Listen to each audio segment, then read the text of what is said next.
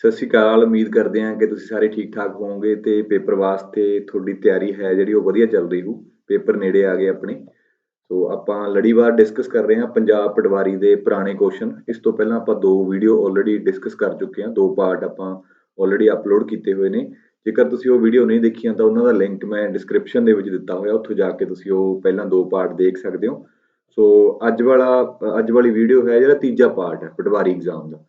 ਸੋ ਇਹਦੇ ਵਿੱਚ ਆਪਾਂ 8 ਕੁਐਸਚਨ ਜਿਹੜੇ ਹੈਗੇ ਆ ਉਹ ਦੂਜੇ ਪਾਰਟ ਦੇ ਵਿੱਚ ਡਿਸਕਸ ਕਰ ਚੁੱਕੇ ਹਾਂ 2021 ਵਾਲੇ ਪੇਪਰ ਦੇ ਵਿੱਚ। ਇਹ 2021 ਦਾ ਮੇਨ ਪੇਪਰ ਆਪਾਂ ਡਿਸਕਸ ਕਰ ਰਹੇ ਹਾਂ। ਪਹਿਲੇ ਪਾਰਟ ਦੇ ਵਿੱਚ ਆਪਾਂ ਪ੍ਰੀ ਐਗਜ਼ਾਮ ਹੋਇਆ ਸੀ ਜਿਹੜਾ 2021 ਵਾਲਾ, ਉਹਦੇ ਸਵਾਲ ਡਿਸਕਸ ਕੀਤੇ ਸੀ। ਸੋ ਹੁਣ ਆਪਾਂ ਦੇਖਦੇ ਹਾਂ 9th ਕੁਐਸਚਨ ਹੈ ਜਿਹੜਾ to connect networks of similar protocol dash are used. Similar protocol ਨੂੰ ਕਨੈਕਟ ਕਰਨ ਦੇ ਲਈ ਨੈਟਵਰਕਸ ਬਣਾਉਣ ਦੇ ਲਈ ਹੇਠ ਲਿਖਿਆਂ ਚੋਂ ਕਿਹੜਾ ਵਰਤਿਆ ਜਾਂਦਾ ਹੈ? ਕੀ ਰਾਊਟਰ, ਬ੍ਰਿਜਸ, ਗੇਟਵੇ ਜਾਂ ਡਾਇਲ ਅਪ ਰਾਊਟਰਸ ਵਰਤੇ ਜਾਂਦੇ ਨੇ, ਹਨਾ। ਸੋ ਲਗਾਉਣ ਨੂੰ ਆਪਾਂ ਸਿੱਧਾ ਆਨਸਰ ਵੀ ਲਗਾ ਸਕਦੇ ਹਾਂ ਵੀ ਇਹਦਾ ਜੋ ਵੀ ਆਨਸਰ ਹੈ, ਹਨਾ, ਪਰ ਆਪਾਂ ਨੂੰ ਪੱਲੇ ਦਾ ਕੁਝ ਵੀ ਨਹੀਂ ਪਊਗਾ। ਹੋ ਸਕਦਾ ਸਵਾਲ ਇਹੀ ਪੁੱਛ ਲਏ, ਹੋ ਸਕਦਾ ਥੋੜਾ ਜਿਹਾ ਬਦਲ ਕੇ ਪੁੱਛ ਲਏ। ਤਾਂ ਉਹਦੇ ਲਈ ਪਹਿਲਾਂ ਆਪਾਂ ਨੂੰ ਥੋੜਾ ਜਿਹਾ ਬੈਕਗਰਾਉਂਡ ਬਣਾਉਣਾ ਪਊਗਾ, ਸਮਝਣਾ ਪਊਗਾ, ਬੇਸਿਕ ਅੰਡਰਸਟੈਂਡਿੰਗ ਪਹਿਲਾਂ ਆਪਾਂ ਬਣਾਉਣੇ ਆ ਵੀ ਇਹ ਹੈਗੇ ਕੀ ਨੇ। ਰਾਊਟਰ ਹੋ ਗਿਆ, ਬ੍ਰਿਜ ਹੋ ਗਿਆ, ਗੇਟਵੇ ਹੋ ਗਿਆ, ਇਹ ਸਾਰੇ ਕੀ ਨੇ। ਸੋ ਇਹ ਨੈਟਵਰਕ ਡਿਵਾਈਸਿਸ ਨੇ, ਜਿਵੇਂ ਆਪਾਂ ਆਲਰੇਡੀ ਜਿਹੜੀਆਂ ਵੀਡੀਓ ਨੇ ਆਪਣੀਆਂ ਗ੍ਰੈਂਡ ਸੀਰੀਜ਼ ਜਿਹਦੇ ਵਿੱਚ ਆਪਾਂ ਚੈਪਟਰ ਵਾਈਜ਼ ਡਿਸਕਸ ਕਰ ਰਹੇ ਹਾਂ। ਜੇਕਰ ਤੁਸੀਂ ਉਹ ਨਹੀਂ ਦੇਖੀਆਂ ਤਾਂ ਉਹ ਤੁਸੀਂ ਪਲੇਲਿਸਟ ਤੇ ਕਲਿੱਕ ਕਰਕੇ ਜ਼ਰੂਰ ਜਾ ਕੇ ਦੇਖੋ, grand series for all competitive exam. ਤਾਂ ਉਹਨਾਂ ਦੇ ਵਿੱਚ ਸਾਰੇ ਇਹ ਟੌਪਿਕ ਵਾਈਜ਼, ਚੈਪਟਰ ਵਾਈਜ਼ ਆਪਾਂ ਡਿਸਕਸ ਕੀਤੇ ਹੋਏ ਨੇ ਸਵਾਲ, ਹਨਾ। ਸੋ ਜਿਵੇਂ ਡਿਵਾਈਸ ਨੇ ਹੱਬ, ਬ੍ਰਿਜ, ਸਵਿਚ, ਰਾਊਟਰ ਤੇ ਗੇਟਵੇ, ਇਹ ਬਹੁਤ ਸਾਰੇ ਡਿਵਾਈਸ ਨੇ ਜਿਹੜੇ ਨੈਟਵਰਕ ਦੇ ਵਿੱਚ ਵਰਤੇ ਜਾਂਦੇ ਨੇ। ਅਸਲ ਦੇ ਵਿੱਚ ਇਹ ਡਿਵਾਈਸਿਸ ਦੇ ਨਾਲ ਆਪਾਂ ਕੰਪਿਊਟਰਾਂ ਨੂੰ ਇੱਕ ਦੂਜੇ ਨਾਲ ਜੋੜ ਸਕਦੇ ਹਾਂ। ਜਿਵੇਂ ਕੋਈ ਫੰਕਸ਼ਨ ਹੁੰਦਾ, ਆਪਣੇ ਵਿਆਹ ਦਾ ਪ੍ਰੋਗਰਾਮ ਹੁੰਦਾ ਹੈ, ਤਾਂ ਆਪਾਂ ਪੱਖੇ ਲਾਉਣੇ ਹੁੰਦੇ ਆ ਬਹੁਤ ਸਾਰੇ, ਤਾਂ ਆਪਾਂ ਵਿਚਕਾਰ ਸੈਂਟਰ ਦੇ ਵਿੱਚ ਇੱਕ ਐਕਸਟੈਂਸ਼ਨ ਬੋਰਡ ਲਾ ਦਿੰਦੇ ਹਾਂ ਤੇ ਉਹਦੇ ਨਾਲ ਹੀ ਆਪਾਂ ਪੱਖੇ ਕਨੈਕਟ ਕਰ ਦਿੰਦੇ ਹਾਂ, ਹਨਾ। ਉਵੇਂ ਹੀ ਇਹ ਸਾਰੇ ਡਿਵਾਈਸ ਨੇ ਜਿਹੜੇ ਸੈਂਟਰ ਦੇ ਵਿੱਚ ਲੱਗਦੇ ਨੇ, ਇਹਦੇ ਨਾਲ ਇਹਦੇ ਆਪਾਂ ਕੰਪਿਊਟਰ ਲਗਾ ਦਿੰਦੇ ਹਾਂ। ਹੁਣ ਫਿਰ ਇੰਨਿਆਂ ਦੀ ਲੋੜ ਕਿਉਂ ਪਈ? ਅਗਲਾ ਸਵਾਲ ਇਹੀ ਆਊਗਾ ਵੀ ਇੱਕ ਨਾਲ ਕਿਉਂ ਨਹੀਂ ਜੁੜਦੇ। ਇਹਨਾਂ ਸਾਰਿਆਂ ਦੀਆਂ ਪ੍ਰੋਪਰਟੀਆਂ ਅਲੱਗ-ਅਲੱਗ ਨੇ। ਜਿਵੇਂ ਰਿਸਰਚ ਹੋਈ, ਸ਼ੁਰੂ ਦੇ ਵਿੱਚ ਹੱਬ ਆਇਆ, ਫਿਰ ਬ੍ਰਿਜ ਆਇਆ, ਫਿਰ ਸਵਿਚ, ਫਿਰ ਰਾਊਟਰ, ਫਿਰ ਗੇਟਵੇ। ਸੋ ਇਸ ਤਰੀਕੇ ਦੇ ਨਾਲ ਸਾਰੇ ਡਿਵਾਈਸਿਸ ਦੀ ਕਹਿ ਲਓ ਵੀ ਆਪਾਂ ਰਿਸਰਚ ਹੋਈ, ਖੋਜ ਹੋਈ, ਤੇ ਜਿਵੇਂ-ਜਿਵੇਂ ਐਡੀਸ਼ਨਾਂ ਹੁੰਦੀਆਂ ਗਈਆਂ ਉਵੇਂ-ਉਵੇਂ ਪੁਰਾਣੇ ਡਿਵਾਈਸ ਸੀ ਜਿਹੜੇ ਉਹ ਜ਼ਿਆਦਾ ਯੂਜ਼ ਨਹੀਂ ਹੁੰਦੇ, ਨਵੇਂ ਯੂਜ਼ ਹੁੰਦੇ ਗਏ। ਜਿਵੇਂ ਹੱਬ ਹੈਗਾ, ਹਨਾ, ਹੱਬ ਦੇ ਨਾਲ ਇਹ ਆਪਾਂ ਸਪੋਜ਼ ਕਰੋ ਸਾਰੇ ਕੰਪਿਊਟਰ ਲਾਏ ਹੋਏ ਨੇ, ਤੇ ਇਹਦੇ ਵਿੱਚੋਂ ਸਪੋਜ਼ ਕਰੋ ਆਪਾਂ ਕਹਿ ਰਹੇ ਹਾਂ ਵੀ ਇਹ 1 ਨੰਬਰ ਕੰਪਿਊਟਰ ਹੈ ਜਿਹੜਾ, ਇਹ 3 ਨੰਬਰ ਨੂੰ ਮੈਸੇਜ ਸੈਂਡ ਕਰਨਾ ਚਾਹੁੰਦਾ ਇਸ ਨੂੰ, ਹਨਾ। ਤਾਂ ਜਦੋਂ ਇਹ ਮੈਸੇਜ ਇੱਥੇ ਗਿਆ, ਹੱਬ ਨੂੰ ਨਹੀਂ ਪਤਾ ਉਹਦੇ ਨਾਲ ਕਿਹੜੇ ਪੋਰਟ ਤੇ, ਇਹਨਾਂ ਨੂੰ ਪੋਰਟ ਬੋਲਦੇ ਆ, ਪਹਿਲਾਂ ਦੱਸਦੇ ਆ, ਆਹ ਪੋਰਟ ਹੁੰਦੇ ਨੇ। ਹੱਬ ਨੂੰ ਨਹੀਂ ਪਤਾ ਵੀ ਉਹਦੇ ਕਿਹੜੇ ਪੋਰਟ ਤੇ ਕਿਹੜਾ ਡਿਵਾਈਸ ਲੱਗਿਆ ਹੋਇਆ, ਤਾਂ ਹੱਬ ਨੇ ਇੱਥੋਂ ਕੀ ਕਰਨਾ, ਇੱਧਰ ਵੀ ਭੇਜ ਦੇਣਾ, ਇੱਧਰ ਵੀ ਭੇਜ ਦੇਣਾ, ਸਾਰੇ ਪਾਸੇ ਭੇਜ ਦੇਣਾ। ਤਾਂ ਜਾਨੀ ਕਿ ਇਹਨੂੰ ਪਤਾ ਹੀ ਨਹੀਂ ਲੱਗਦਾ ਇਹ ਪੈਸਿਵ ਡਿਵਾਈਸ ਹੈ। ਤਾਂ ਹੱਬ ਦੀ ਪਹਿਲੀ ਪ੍ਰੋਪਰਟੀ ਕੀ ਹੈ? It is A passive device, ਠੀਕ ਹੈ। It is not A active device, it is A passive device. ਦੂਜੀ ਗੱਲ ਹੈ ਇਹ, ਜਾਂ ਕਹਿ ਲਓ ਇੰਟੈਲੀਜੈਂਟ ਨਹੀਂ ਹੈ, ਇਹ ਪੈਸਿਵ ਹੈ, ਹਨਾ। ਤਾਂ ਫਿਰ ਇਹ ਬ੍ਰੌਡਕਾਸਟ ਕਰਦਾ। 3 ਟਰਮਾਂ ਪਹਿਲਾਂ ਸਮਝ ਲੈਂਦੇ ਹਾਂ ਆਪਾਂ। 3 ਟਰਮਾਂ ਮੇਨ ਜਿਹੜੀਆਂ ਹੁੰਦੀਆਂ ਨੇ, ਇੱਕ ਹੁੰਦਾ ਯੂਨੀਕਾਸਟ, ਇੱਕ ਹੁੰਦਾ ਮਲਟੀਕਾਸਟ, ਇੱਕ ਹੁੰਦਾ ਬ੍ਰੌਡਕਾਸਟ। ਯੂਨੀਕਾਸਟ ਦਾ ਮਤਲਬ ਹੁੰਦਾ ਮੈਸੇਜ ਟੂ ਸਿੰਗਲ। ਜਿਵੇਂ ਮੈਂ ਤੁਹਾਨੂੰ ਜਿੰਨੇ ਵੀ ਤੁਸੀਂ ਦੇਖ ਰਹੇ ਹੋ ਬੱਚੇ, ਹਨਾ, ਮੈਂ ਤੁਹਾਨੂੰ ਕਿਸੇ ਇੱਕ ਬੰਦੇ ਨੂੰ ਮੈਸੇਜ ਕਰਾਂ ਤਾਂ ਮੈਂ ਉਹਨੂੰ ਕੀ ਕਰ ਰਿਹਾ? ਯੂਨੀਕਾਸਟ ਕਰ ਰਿਹਾ। ਜਿਵੇਂ ਤੁਸੀਂ ਟੋਟਲ 500 ਬੱਚਾ ਹੋ, 500 ਬੱਚੇ ਨੇ ਵੀਡੀਓ ਦੇਖੀ, 500 ਦੇ ਵਿੱਚੋਂ ਮੈਂ ਜੇ ਇੱਕ ਬੱਚੇ ਨੂੰ ਮੈਸੇਜ ਕਰਾਂ, ਕੱਲੇ ਨੂੰ, ਜਾਂ 2 ਨੂੰ, ਜਾਂ 3 ਨੂੰ, ਕੱਲੇ ਨੂੰ ਕਰਦਾ, ਤਾਂ ਉਹ ਹੋ ਗਿਆ ਯੂਨੀਕਾਸਟ। ਜੇ ਮੈਂ 500 ਦੇ ਵਿੱਚੋਂ ਗਰੁੱਪ ਨੂੰ ਕੀਤਾ, 2 ਗਰੁੱਪ, 50-50 ਦੇ ਗਰੁੱਪ ਨੂੰ ਕੀਤਾ, ਤਾਂ ਮੈਂ ਕੀ ਕੀਤਾ? ਮਲਟੀਕਾਸਟ ਕੀਤਾ। ਤੇ ਜੇ ਮੈਂ 500 ਦੇ 500 ਸਾਰਿਆਂ ਨੂੰ ਹੀ ਮੈਸੇਜ ਕਰਾਂ, ਫਿਰ ਉਹ ਕੀ ਹੋ ਜਾਊਗਾ? ਬ੍ਰੌਡਕਾਸਟ। ਮਲਟੀਕਾਸਟ ਮਤਲਬ ਹੁੰਦਾ ਗਰੁੱਪ, ਤੇ ਬ੍ਰੌਡਕਾਸਟ ਮਤਲਬ ਹੁੰਦਾ ਆਲ। ਇਹ ਟਰਮਾਂ ਧਿਆਨ ਰੱਖਣੀਆਂ ਨੇ। ਯੂਨੀਕਾਸਟ ਸਿੰਗਲ ਨੂੰ ਮੈਸੇਜ ਕਰਨਾ, ਮਲਟੀਕਾਸਟ ਇੱਕ ਗਰੁੱਪ ਨੂੰ ਭੇਜਣਾ, ਤੇ ਬ੍ਰੌਡਕਾਸਟ ਦੇ ਵਿੱਚ ਸਾਰਿਆਂ ਨੂੰ ਮੈਸੇਜ ਭੇਜਣਾ। ਤਾਂ ਹੁਣ ਆਪਣਾ ਹੱਬ ਕਿਹੜਾ ਡਿਵਾਈਸ ਹੋ ਗਿਆ? ਫਿਰ ਇਹ ਬ੍ਰੌਡਕਾਸਟ ਡਿਵਾਈਸ ਹੋ ਗਿਆ। It is a broadcast device. Clear? So ਇਹਦੀ ਇੱਕ ਤਾਂ ਇਹ ਵੱਡੀ ਪ੍ਰੋਬਲਮ ਸੀਗੀ ਵੀ ਭੇਜਣਾ 3 ਨੰਬਰ ਨੂੰ ਸੀ, ਬਾਕੀ ਦੇ ਬੰਦੇ ਐਵੇਂ ਮਤਲਬ ਪਰੇਸ਼ਾਨ ਹੋ ਗਏ, ਉਹਨਾਂ ਨੂੰ ਮੈਸੇਜ ਆਈ ਗਏ ਫਾਲਤੂ, ਜਿਹਨੂੰ ਉਹਨਾਂ ਦੇ ਕੰਮ ਦੇ ਨਹੀਂ। ਦੂਜਾ ਵੱਡਾ ਇਸ਼ੂ ਸਿਕਿਉਰਿਟੀ ਦਾ। ਹੋ ਸਕਦਾ 1 ਨੰਬਰ ਨੇ 3 ਨੰਬਰ ਨੂੰ ਕੋਈ ਹੋ ਸਕਦਾ 143 ਭੇਜਣਾ ਹੋਵੇ, ਤੇ ਪਰ ਦੂਜਿਆਂ ਨੂੰ ਐਵੇਂ ਫਾਲਤੂ ਨੂੰ ਚਲਿਆ ਗਿਆ, ਉਹਨੂੰ ਤਾਂ ਲੋੜ ਹੀ ਨਹੀਂ ਹੈ। ਹੋ ਸਕਦਾ ਉਹ ਬੰਦਿਆਂ ਨੂੰ ਐਂ ਲੱਗੇ ਵੀ ਸਾਨੂੰ ਭੇਜਿਆ, ਹਨਾ। ਤਾਂ ਇਹ ਬੜਾ ਵੱਡਾ ਡਰਾਬੈਕ ਹੈ ਸਿਕਿਉਰਿਟੀ ਦਾ। ਤੇ ਦੂਜਾ ਟ੍ਰੈਫਿਕ ਅਨਨੈਸੈਸਰੀ ਜਨਰੇਟ ਕਰਦਾ, ਹਨਾ। ਸੋ ਫਿਰ ਇਸ ਚੀਜ਼ ਨੂੰ ਹੀ ਰਿਮੂਵ ਕਰਨ ਦੇ ਲਈ ਬ੍ਰਿਜ ਆਇਆ ਸੀ। ਬ੍ਰਿਜ ਨੇ ਕੀ ਕੀਤਾ ਸੀ, ਇਹਨਾਂ ਨੂੰ 2 ਹਿੱਸਿਆਂ ਦੇ ਵਿੱਚ ਵੰਡਤਾ ਸੀ। ਜਿਵੇਂ ਟੋਟਲ ਇਹ 5 ਨੇ, ਸਪੋਜ਼ ਕਰੋ 6 ਕੰਪਿਊਟਰ ਨੇ, ਤਾਂ ਵਿਚਕਾਰ ਦੇ ਵਿੱਚ ਬ੍ਰਿਜ ਲੱਗ ਗਿਆ ਸੀ। ਨਹੀਂ ਤਾਂ ਚਲੋ ਆਪਾਂ ਅਗਲੇ ਪੇਜ ਤੇ ਡਿਸਕਸ ਕਰ ਲੈਂਦੇ ਹਾਂ। ਇੱਕ ਵਾਰੀ ਮੈਂ ਐਨੀਮੇਸ਼ਨ ਦਿਖਾ ਦਿੰਦਾ ਤੁਹਾਨੂੰ ਹੱਬ ਦੀ। ਆ ਦੇਖੋ, ਹੱਬ ਤੋਂ ਮੈਸੇਜ ਗਿਆ, ਬਾਕੀ ਸਾਰਿਆਂ ਨੂੰ ਬ੍ਰੌਡਕਾਸਟ ਹੋ ਗਿਆ। ਆਪਣੇ ਆਪ ਨੂੰ ਛੱਡ ਕੇ ਬਾਕੀ ਸਾਰਿਆਂ ਨੂੰ ਬ੍ਰੌਡਕਾਸਟ ਹੋ ਗਿਆ। ਸੋ ਇਹ ਸੀਗਾ ਹੱਬ ਦਾ ਕਨਸੈਪਟ। ਫਿਰ ਕੀ ਸੀਗਾ ਉਸ ਤੋਂ ਬਾਅਦ, ਤਾਂ ਆਪਾਂ ਇਹਨੂੰ ਕਹਿ ਸਕਦੇ ਹਾਂ ways to connect different computer to each other. ਵੱਖੋ ਵੱਖਰੇ ਕੰਪਿਊਟਰਾਂ ਨੂੰ ਆਪਸ ਵਿੱਚ ਜੋੜਨ ਦੇ ਲਈ ਜਿਹੜਾ ਡਿਵਾਈਸ ਵਰਤਿਆ ਜਾਂਦਾ ਉਹ ਹੁੰਦਾ ਹੱਬ। ਇਹਦੇ ਵਿੱਚ ਪੋਰਟ ਵੀ ਘੱਟ ਸੀਗੇ, ਲੈਸ ਨੰਬਰ ਆਫ ਪੋਰਟ ਸੀਗੇ ਆਪਣੇ ਕੋਲ, ਠੀਕ ਹੈ। ਫਿਰ ਇਸ ਤੋਂ ਬਾਅਦ ਆਇਆ ਬ੍ਰਿਜ। ਇਹ ਹੈਗਾ ਬ੍ਰਿਜ। ਬ੍ਰਿਜ ਦੇ ਨਾਲ ਕੀ ਸੀਗਾ, 2 ਪਾਰਟਸ ਦੇ ਵਿੱਚ ਡਿਵਾਈਡ ਕਰਤਾ ਇਹਨੇ ਪੂਰੇ ਨੈਟਵਰਕ ਨੂੰ। ਸਪੋਜ਼ ਕਰੋ ਪਹਿਲਾਂ ਹੱਬ ਦੇ ਨਾਲ ਵੈਸੇ ਤਾਂ ਆਪਾਂ 5 ਹੀ ਲਏ ਸੀ, ਸਪੋਜ਼ ਕਰੋ 8 ਕੰਪਿਊਟਰ ਲੱਗੇ ਹੁੰਦੇ, ਪਹਿਲਾਂ 8 ਦੇ 8 ਨੂੰ ਮੈਸੇਜ ਜਾਂਦਾ ਸੀ। ਹੁਣ ਬ੍ਰਿਜ ਨੇ ਕੀ ਕੀਤਾ, 2 ਹਿੱਸਿਆਂ ਦੇ ਵਿੱਚ ਵੰਡਤਾ ਪੂਰਾ ਨੈਟਵਰਕ। ਪਹਿਲੇ ਨੂੰ ਕਹਤਾ ਸੈਗਮੈਂਟ 1, ਦੂਜੇ ਨੂੰ ਕੀ ਕਹਤਾ ਸੈਗਮੈਂਟ 2। ਤਾਂ ਪਹਿਲਾਂ ਜਦੋਂ ਮੈਸੇਜ ਆਇਆ PC 1 ਤੋਂ ਇੱਥੇ ਗਿਆ ਟੇਬਲ ਦੇ ਵਿੱਚ, ਬ੍ਰਿਜ ਟੇਬਲ ਬੋਲਦੇ ਨੇ ਇਹਨੂੰ। ਤਾਂ ਬ੍ਰਿਜ ਟੇਬਲ ਦੇ ਵਿੱਚ ਸਰਚ ਕੀਤਾ ਵੀ PC 8 ਨੂੰ ਭੇਜਣਾ, ਤਾਂ ਉਹਨੇ ਦੇਖਿਆ ਵੀ 8 ਹੈਗਾ ਜਿਹੜਾ 2 ਨੰਬਰ ਪੋਰਟ ਤੇ ਹੈ। ਸਪੋਜ਼ ਕਰੋ ਆ 1 ਨੰਬਰ ਪੋਰਟ ਹੈ ਬ੍ਰਿਜ ਦਾ, 2 ਨੰਬਰ ਪੋਰਟ ਤੇ ਹੈ। ਉਹਨੂੰ ਲੱਗਿਆ ਵੀ 8 ਤਾਂ ਮੇਰੇ ਸੈਗਮੈਂਟ 2 ਦੇ ਵਿੱਚ ਹੈ। ਤਾਂ ਜਦੋਂ ਇੱਧਰ ਭੇਜਦਾ ਅੱਗੇ ਬਾਕੀ ਸਾਰਿਆਂ ਨੂੰ ਬ੍ਰੌਡਕਾਸਟ ਹੋ ਜਾਂਦਾ। ਤਾਂ ਇੱਥੋਂ ਇਹਦੇ ਕੋਲੇ ਕੋਈ ਕੈਪੇਬਿਲਿਟੀ ਨਹੀਂ ਹੈ ਵੀ ਅੱਗੇ ਕੱਲੇ ਨੂੰ ਭੇਜੇ, ਕਿਉਂਕਿ ਅੱਗੇ ਤਾਂ ਉਹੀ ਸਵਿਚ ਲੱਗੇ ਹੋਣਗੇ, ਸੌਰੀ ਹੱਬ ਲੱਗੇ ਹੋਣਗੇ। ਇੱਥੇ ਤਾਂ ਵਿੱਚ ਹੱਬ ਹੀ ਲੱਗਿਆ ਹੋਊਗਾ, ਤਾਂ ਹੱਬ ਨੇ ਕੀ ਕਰ ਦੇਣਾ, ਬ੍ਰੌਡਕਾਸਟ ਕਰ ਦੇਣਾ ਸਾਰਿਆਂ ਨੂੰ। ਹੁਣ ਇੱਥੇ ਪ੍ਰੋਬਲਮ ਥੋੜੀ ਬਹੁਤ ਸੋਲਵ ਹੋਈ ਹੈ, ਹਾਫ ਡਿਵਾਈਡ ਹੋ ਗਿਆ। ਪਹਿਲਾਂ ਸਾਰੇ ਸਫਰ ਕਰਦੇ ਸੀ 8 ਦੇ 8, 8 ਦੇ ਵਿੱਚੋਂ 7, ਹੁਣ ਅੱਧੇ ਬੰਦੇ ਸਫਰ ਕਰਦੇ ਆ। ਜੇ ਸੈਗਮੈਂਟ 2 ਦੇ ਵਿੱਚ ਜਾ ਰਿਹਾ ਤਾਂ 2 ਵਾਲੇ ਸਾਰੇ ਸਫਰ ਕਰਨਗੇ। ਜੇ ਸੈਗਮੈਂਟ 1 ਦੇ ਵਿੱਚ ਹੀ ਜਾ ਰਿਹਾ, ਸਪੋਜ਼ ਕਰੋ 4 ਨੂੰ ਜਾ ਰਿਹਾ ਜਾਂ ਕਿਸੇ 2 ਨੂੰ ਜਾ ਰਿਹਾ, ਤਾਂ ਫਿਰ 1 ਵਾਲੇ ਸਾਰੇ ਸਫਰ ਕਰਨਗੇ। ਤਾਂ ਪ੍ਰੋਬਲਮ ਸੋਲਵ ਤਾਂ ਹੋਈ ਪਰ ਪੂਰੀ ਸੋਲਵ ਨਹੀਂ ਹੋਈ, ਠੀਕ ਹੈ। ਸੋ ਆਪਾਂ ਕਹਿ ਸਕਦੇ ਹਾਂ ਬ੍ਰਿਜ ਹੈਗਾ ਜਿਹੜਾ ਯੂਨੀਕਾਸਟ ਡਿਵਾਈਸ ਹੈ, ਤੇ ਇਹ ਥੋੜਾ ਜਿਹਾ ਆਪਾਂ ਕਹਿ ਸਕਦੇ ਹਾਂ ਐਕਟਿਵ ਡਿਵਾਈਸ ਹੈ ਐਜ਼ ਕੰਪੇਅਰ ਟੂ ਹੱਬ ਜਿਹੜਾ ਆਪਣਾ passive C. It is A active device. But ਇਹਦੀ ਪ੍ਰੋਬਲਮ ਵੀ, ਇਹਦੀ ਵੀ ਲਿਮਿਟੇਸ਼ਨ ਹੈ ਕਿ ਇਹਨੇ ਪ੍ਰੋਬਲਮ ਤਾਂ ਸੋਲਵ ਕੀਤੀ ਬਟ ਪੂਰੀ ਪ੍ਰੋਬਲਮ ਸੋਲਵ ਨਹੀਂ ਕੀਤੀ। ਤਾਂ ਜਿਹੜੇ ਇਹਦੇ ਪੋਰਟ ਸੀਗੇ, ਇਹਦੇ ਲੈਸ ਨੰਬਰ ਆਫ ਪੋਰਟ ਸੀ। ਕਲੀਅਰ ਹੋਈ ਗੱਲ। ਸੋ ਇਸੇ ਪ੍ਰੋਬਲਮ ਨੂੰ ਹੀ ਰਿਮੂਵ ਕਰਨ ਦੇ ਲਈ ਆਪਾਂ ਸਵਿਚ ਦੀ ਵਰਤੋਂ ਕਰਾਂਗੇ। ਤਾਂ ਇਹਦੇ ਲਈ ਥਿਊਰੀ ਦੀ ਲਾਈਨ ਤੁਸੀਂ ਲਿਖ ਸਕਦੇ ਹੋ, to connect network of similar protocol. ਇਹ ਪ੍ਰੋਟੋਕਾਲ ਦਾ ਕੀ ਫਰਕ ਹੈ ਇਹ ਆਪਾਂ ਅੱਗੇ ਡਿਸਕਸ ਕਰਦੇ ਹਾਂ। ਇਹ ਜਿਵੇਂ ਹੁਣ ਸਵਿਚ ਸੀਗਾ, ਸਵਿਚ ਨੇ ਪੂਰੀ ਤਰ੍ਹਾਂ ਉਹ ਵਾਲੀ ਪ੍ਰੋਬਲਮ ਖਤਮ ਕੀਤੀ ਜਿਹੜੀ ਕਿ ਬ੍ਰਿਜ ਦੇ ਵਿੱਚ ਵੀ ਆ ਰਹੀ ਸੀ। ਤਾਂ ਜਿਵੇਂ ਹੁਣ ਇਹਦੇ ਤੋਂ ਆਪਾਂ 2 ਨੰਬਰ ਨੂੰ ਭੇਜਣਾ, ਇਹ ਇਸੇ ਨੂੰ ਹੀ ਮੈਸੇਜ ਕਰੂਗਾ। 6 ਨੰਬਰ ਨੇ 4 ਨੂੰ ਭੇਜਣਾ, 6 ਵਾਲਾ 4 ਨੂੰ ਹੀ ਮੈਸੇਜ ਕਰੂਗਾ। ਤਾਂ ਆਪਾਂ ਕਹਿ ਸਕਦੇ ਹਾਂ ਸਵਿਚ ਇੱਕ ਐਕਟਿਵ ਡਿਵਾਈਸ ਹੈ ਤੇ ਇਹ ਇੰਟੈਲੀਜੈਂਟ ਡਿਵਾਈਸ ਆਪਾਂ ਕਹਿ ਸਕਦੇ ਹਾਂ, ਇੰਟੈਲੀਜੈਂਟ ਹੈ, ਠੀਕ ਹੈ। ਇੱਕ ਇਹ ਯੂਨੀਕਾਸਟ ਕਰਦਾ ਹੈ, ਯੂਨੀਕਾਸਟ ਡਿਵਾਈਸ। ਕਲੀਅਰ ਹੋਈ ਗੱਲ। ਤਾਂ ਹੁਣ ਅਗਲੀ ਆਪਾਂ ਗੱਲ ਕਰਦੇ ਹਾਂ ਪ੍ਰੋਟੋਕਾਲਸ ਕੀ ਹੁੰਦੀਆਂ ਨੇ। ਪ੍ਰੋਟੋਕਾਲਸ ਤਾਂ ਆਪਾਂ ਨੂੰ ਪਤਾ, ਕੰਪਿਊਟਰ ਦੇ ਵਿੱਚ ਆਪਾਂ ਜੇਕਰ ਗੱਲ ਕਰੀਏ ਤਾਂ ਪ੍ਰੋਟੋਕਾਲ ਹੁੰਦੇ ਨੇ ਸੈੱਟ ਆਫ ਰੂਲਸ। ਤਾਂ ਨੈਟਵਰਕ ਕੀ ਹੁੰਦਾ ਹੈ, ਨੈਟਵਰਕ IP ਐਡਰੈਸ ਦੇ ਨਾਲ ਚੇਂਜ ਹੁੰਦਾ। ਆਪਾਂ ਇੱਥੇ ਲੇਮੈਨ ਦੇ ਵਿੱਚ ਗੱਲ ਕਰਾਂਗੇ, ਆਪਾਂ ਉਸ ਨੈਟਵਰਕ ਤੇ ਨਹੀਂ ਜਾਵਾਂਗੇ ਜਿਹੜੇ ਕੰਪਿਊਟਰ ਦੇ ਵਿੱਚ IP ਐਡਰੈਸ ਚੇਂਜ ਹੋਣ ਦੇ ਨਾਲ ਚੇਂਜ ਹੁੰਦੇ ਨੇ, ਕਿਉਂਕਿ ਆਪਾਂ ਨੂੰ ਇੰਨੀ ਜ਼ਿਆਦਾ ਡੀਪ 'ਚ ਜਾਣ ਦੀ ਲੋੜ ਨਹੀਂ ਵੀ ਪ੍ਰੋਟੋਕਾਲ ਕਿਵੇਂ ਵੱਖਰੀ ਹੁੰਦੀ ਹੈ, ਨੈਟਵਰਕ ਕਿਵੇਂ ਵੱਖਰੇ ਹੁੰਦੇ ਨੇ। ਮੈਂ ਲੇਮੈਨ ਐਗਜ਼ਾਮਪਲ ਨਾਲ ਸਮਝਾ ਦੂੰਗਾ, ਆਪਣਾ ਸਵਾਲ ਹੱਲ ਹੋ ਜਾਣਗੇ ਸਾਰੇ, ਕਿਉਂਕਿ ਆਪਾਂ ਨੂੰ ਜ਼ਿਆਦਾ ਡੀਪ ਪੁੱਛਿਆ ਨਹੀਂ ਗਿਆ। ਇਹ ਕੰਪਿਊਟਰ ਸਾਇੰਸ ਦਾ ਮੇਨ ਟੌਪਿਕ ਹੈ ਕਿ how protocols are different, how architecture of the network and how the networks of architecture of two networks are different, ਹੈ ਨਾ। ਸੋ ਆਪਾਂ ਸਮਝਦੇ ਹਾਂ ਵੀ ਜਿਹੜੇ ਆ ਸਾਰੇ ਕੰਪਿਊਟਰ ਲੱਗੇ ਹੋਏ ਨੇ ਇਹਨਾਂ ਦੇ ਵਿੱਚ ਇੱਕੋ ਹੀ ਨੈਟਵਰਕ ਚੱਲ ਰਿਹਾ। ਸਪੋਜ਼ ਕਰੋ 94 ਆਪਾਂ ਲੈ ਲਿਆ, ਜਿਵੇਂ ਮੋਬਾਈਲ ਦੇ ਨੈਟਵਰਕ ਨਹੀਂ ਹੁੰਦੇ, ਇੱਕ BSNL ਦਾ ਨੈਟਵਰਕ ਹੈ ਜਿਵੇਂ ਪਹਿਲੀਆਂ 'ਚ ਆਇਆ ਸੀ, ਉਹ 94 ਵਾਲਾ ਸੀ। ਇਹਦੇ ਵਿੱਚ ਸਾਰੇ ਹੀ 94 ਵਾਲੇ ਕੰਪਿਊਟਰ ਲੱਗੇ ਹੋਏ ਨੇ ਜਾਂ ਫੋਨ ਲੱਗੇ ਹੋਏ ਨੇ। ਇਹ ਸਮਝ ਲਓ ਇਹ ਵਾਲਾ ਨੈਟਵਰਕ BSNL ਦਾ ਨੈਟਵਰਕ ਹੈ।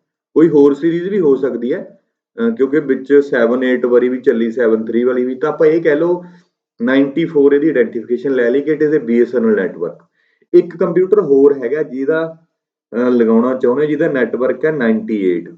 ਤਾਂ 98 ਵਾਲਾ ਜਿਹੜਾ ਕੰਪਿਊਟਰ ਹੈ ਉਹ ਇੱਥੇ ਨਹੀਂ ਲੱਗ ਸਕਦਾ। ਕਿਉਂ ਨਹੀਂ ਲੱਗ ਸਕਦਾ? ਕਿਉਂਕਿ ਇਹਨਾਂ ਦਾ ਨੈਟਵਰਕ ਵੱਖਰਾ ਹੈ। ਤਾਂ ਇੱਕ ਸਵਿਚ ਦੇ ਵਿੱਚ ਜਿੰਨੇ ਵੀ ਕੰਪਿਊਟਰ ਲੱਗਦੇ ਨੇ ਉਹਨਾਂ ਸਾਰਿਆਂ ਦਾ ਨੈਟਵਰਕ ਕੀ ਹੋਣਾ ਚਾਹੀਦਾ ਹੈ? ਸੇਮ ਨੈਟਵਰਕ ਹੋਣਾ ਚਾਹੀਦਾ। ਤਾਂ ਯਾਦ ਰੱਖਣਾ ਹੈ, must have same network. Clear? ਤਿੰਨ ਚੀਜ਼ਾਂ ਚਾਰ ਹੋ ਗਈਆਂ, ਐਕਟਿਵ ਹੈ, ਇੰਟੈਲੀਜੈਂਟ ਹੈ, ਯੂਨੀਕਾਸਟ ਹੈ। all the devices, all the connected devices must have same network, network same ਹੋਣਾ ਚਾਹੀਦਾ। ਕਲੀਅਰ ਹੋ ਗਈ ਗੱਲ?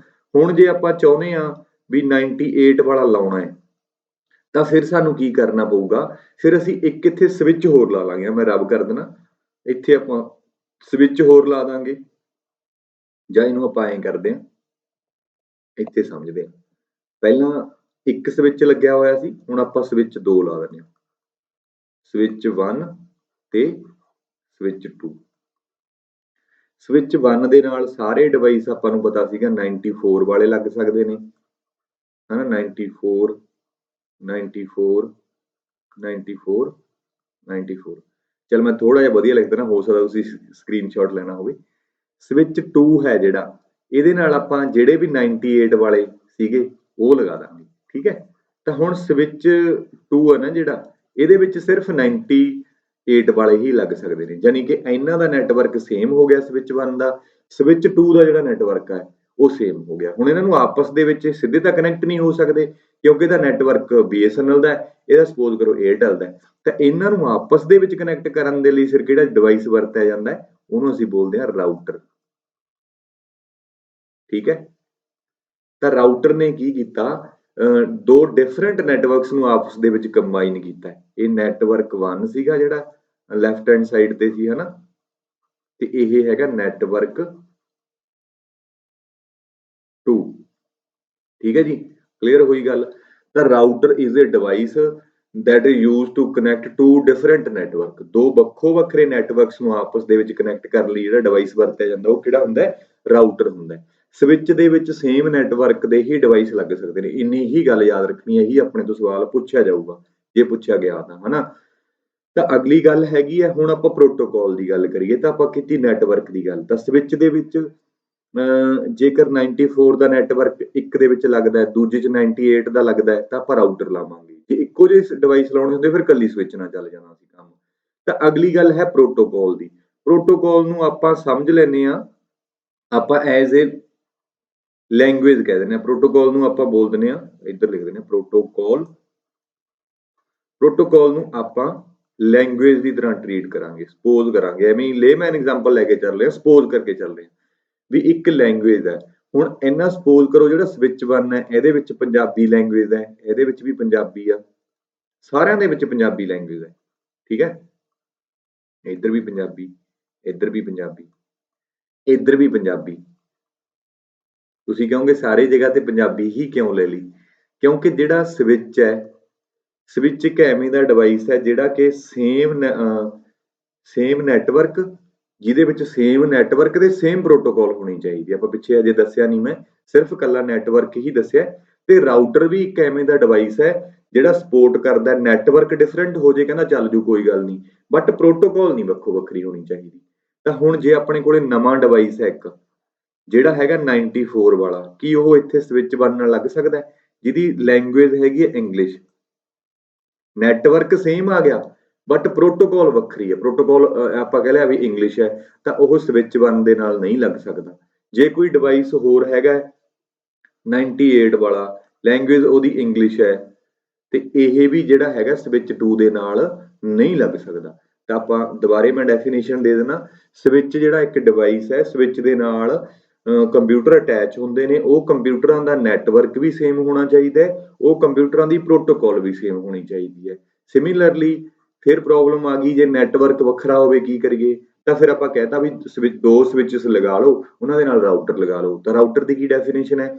ਰਾਊਟਰ ਦੇ ਵਿੱਚ ਕਹਿੰਦਾ ਨੈਟਵਰਕ ਵੱਖਰਾ ਹੋ ਸਕਦਾ ਹੈ, ਜਿਵੇਂ ਇੱਧਰ ਆਪਣੇ ਕੋਲੇ 94 ਹੈ, ਇੱਧਰ 98 ਹੈ, ਬਟ ਪ੍ਰੋਟੋਕਾਲ ਹੈਗੀ ਹੈ ਜਿਹੜੀ ਉਹ ਸਾਰਿਆਂ ਦੀ ਹੀ ਸੇਮ ਹੋਣੀ ਚਾਹੀਦੀ ਹੈ। ਠੀਕ ਹੈ? ਸੋ ਇਹ ਮੇਨ ਡਿਫਰੈਂਸ ਹੋ ਗਿਆ। ਹੁਣ ਜੇ ਆਪਣੇ ਕੋਲੇ ਨਵਾਂ ਕੰਪਿਊਟਰ ਆਉਂਦਾ ਹੈਗਾ ਜਿਹਦਾ ਨੈਟਵਰਕ 94 ਵਾਲਾ ਹੈ, ਤੇ ਉਹਦੇ ਵਿੱਚ ਜਿਹਦਾ ਨੈਟਵਰਕ 94 ਵਾਲਾ ਪ੍ਰੋਟੋਕਾਲ ਵੱਖਰੀ ਹੈ, ਤਾਂ ਉਹਦੇ ਲਈ ਅਸੀਂ ਕੀ ਕਰਾਂਗੇ? ਤਾਂ ਉਹਦੇ ਲਈ ਅਸੀਂ ਇੱਕ ਨਵਾਂ ਡਿਵਾਈਸ ਲਾਵਾਂਗੇ ਜਿਹਦਾ ਨਾਮ ਹੋਊਗਾ ਗੇਟਵੇ। ਤਾਂ ਗੇਟਵੇ ਦੇ ਇਧਰਲੀ ਸਾਈਡ ਜੇਕਰ ਅਸੀਂ ਇਕੱਲੇ ਹੀ 94 ਵਾਲੇ ਲਾਉਣੇ ਨੇ ਹਨਾ, ਆਪਾਂ ਅਗਲੇ ਪੇਜ ਤੇ ਜ਼ਿਆਦਾ ਵਧੀਆ ਡਾਇਗਰਾਮ ਬਣਾ ਲੈਣੇ ਆ ਮੈਨੂੰ ਲੱਗਦਾ। ਸੋ ਇੱਥੇ ਆਪਾਂ ਬਣਾਇਆ ਸੀਗਾ ਰਾਊਟਰ, ਇਹ ਰਾਊਟਰ ਸੀਗਾ, ਇਹਦੇ ਨਾਲ ਆਪਾਂ ਲਗਾਇਆ ਸੀਗਾ ਸਵਿਚ 1 S1 ਕਹਿ ਦਿੰਦੇ ਆ, ਇੱਧਰ ਆਪਾਂ ਲਾਇਆ ਸੀ S2। ਥੋੜੇ ਜਿਹੇ ਲਗਾ ਲਾਂਗੇ, ਕੰਪਿਊਟਰ ਜ਼ਿਆਦਾ ਦੀ ਤਾਂ ਲੋੜ ਹੀ ਨਹੀਂ ਆਪਾਂ ਨੂੰ ਹਨਾ, ਕਿਉਂਕਿ ਇੱਕ ਬੇਸਿਕ ਅੰਡਰਸਟੈਂਡਿੰਗ ਹੀ ਬਣਾਉਣੀ ਹੁੰਦੀ ਆ ਆਪਾਂ। ਤਾਂ ਇਹ ਜਿਹੜਾ ਇੱਧਰ ਸੀਗਾ 94 ਸਾਰਿਆਂ ਦੇ ਨਾਲ ਪ੍ਰੋਟੋਕਾਲ ਪੰਜਾਬੀ, ਇੱਧਰ ਵੀ ਪੰਜਾਬੀ ਤੇ ਇੱਧਰ ਵੀ ਪੰਜਾਬੀ, ਠੀਕ ਹੈ। ਜਿਹੜਾ ਦੂਸਰਾ ਆਪਾਂ ਲਿਆ ਸੀ ਨੈਟਵਰਕ, ਇਹ ਸੀਗਾ 98 ਵਾਲਾ, ਜਿਹਦੇ ਵਿੱਚ ਪੰਜਾਬੀ, ਕਿਉਂਕਿ ਕੰਪਲਸਰੀ ਹੈ, ਰਾਊਟਰ ਵੀ ਨਹੀਂ ਅਲਾਉ ਕਰਦਾ ਵੀ ਤੁਸੀਂ ਨੈਟਵਰਕ ਤਾਂ ਬਦਲ ਦਿਓ ਪਰ ਪ੍ਰੋਟੋਕਾਲ ਨਹੀਂ ਬਦਲ ਦਿੰਦਾ। ਇੱਧਰ 98 ਪੰਜਾਬੀ, 98 ਪੰਜਾਬੀ, ਠੀਕ ਹੈ।